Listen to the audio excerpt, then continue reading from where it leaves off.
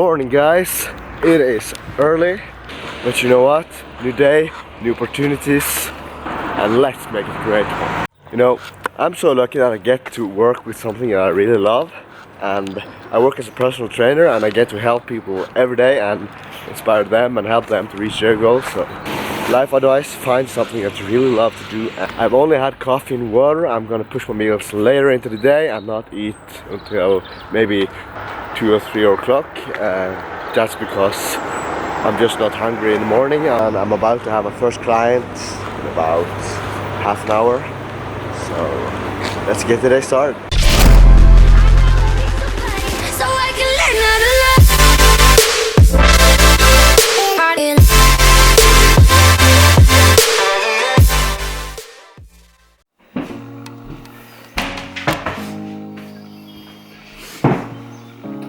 What? You're still here?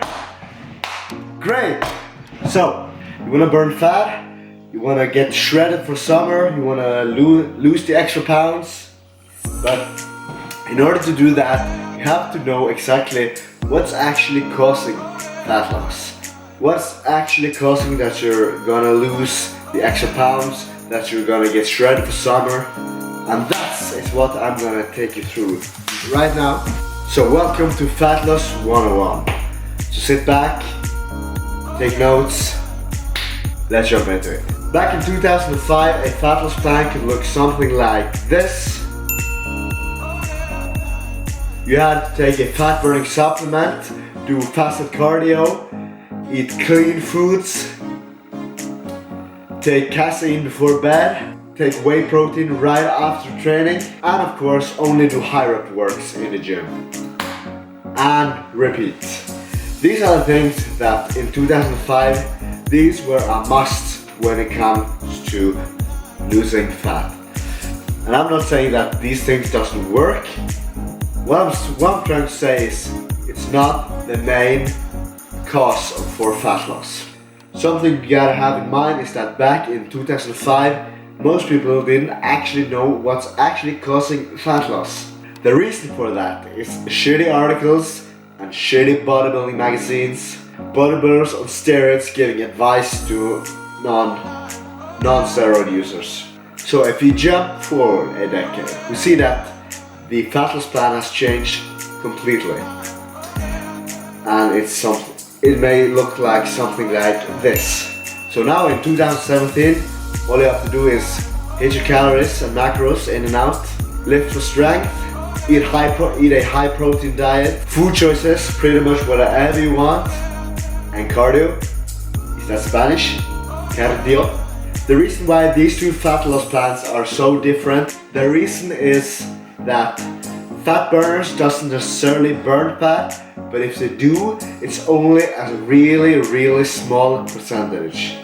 It's only when your diet is in check and when you have all the other key components right, only then will fat burners be a great supplement. Carb cycling, low carb, high carb, low fat are only tools for cutting calories.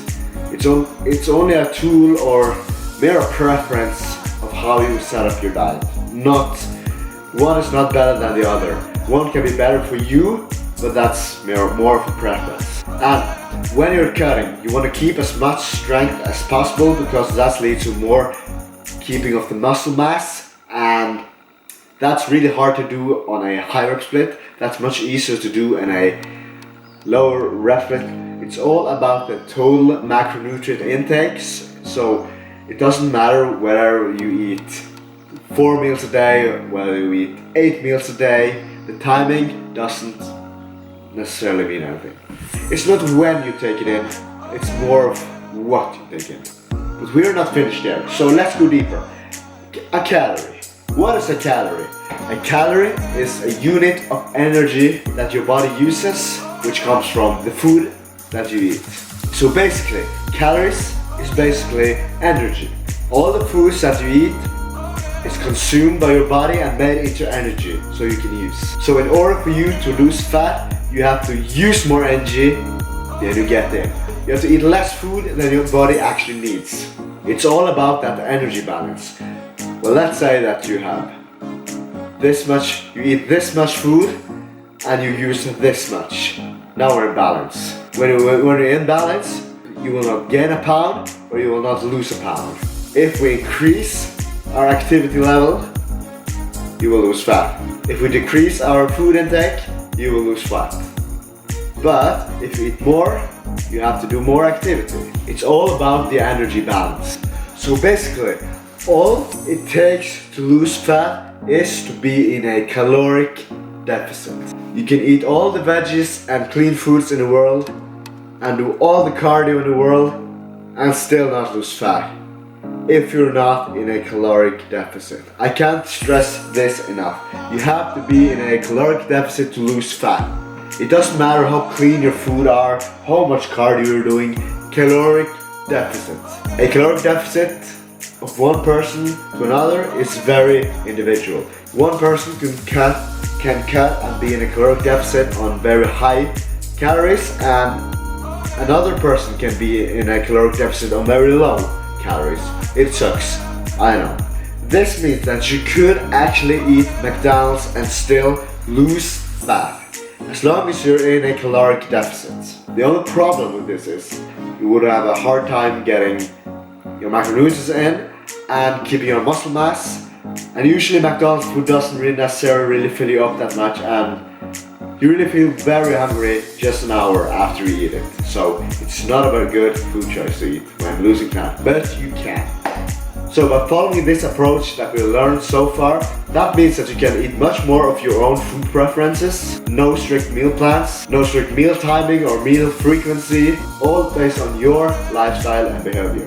Me, myself, when I try to lose fat, I try to make it as simple as possible and as enjoyable as possible. And I highly recommend that you do the same. A more enjoyable diet equals a much more sustainable diet. Even if it's not the most optimal diet, I'm still going to enjoy myself. You want to make a diet that you can look at and be like, yes, I'm gonna stick to this because this will get me the results and I'm going to make it through this. To sum it all up, to lose fat, you actually have to do only 3 things. The main 3 things are 1, calories in versus calories out, the energy balance. 2, lift for strength to preserve muscle mass. 3, eat a high protein diet to preserve muscle mass. Not everybody is interested in keeping their muscle mass and have most muscle on their body. Some is just happy with just losing weight, but here's a pro tip for you. Trying to lose weight. The reason why you want to keep your muscle mass is that muscle mass increases your resting metabolism, and that's a very good thing to have. That's all I had for today. Hope you learned something. If you did, leave me a thumbs up. I want to hear your opinion on this topic.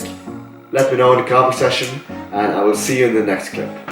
So, before we go to the gym and kill it, as always, I'm gonna show you what I'm gonna eat for pre-workout. It's quick, easy, lots of nutrients.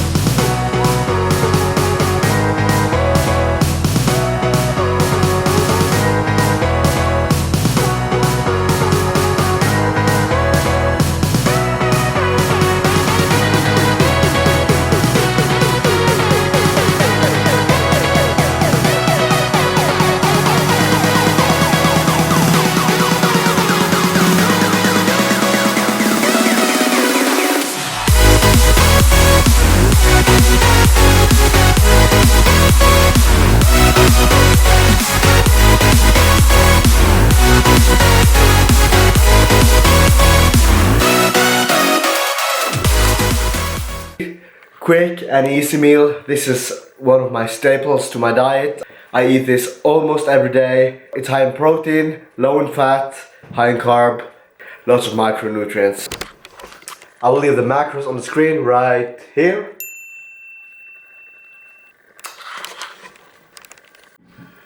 I'm gonna taste this.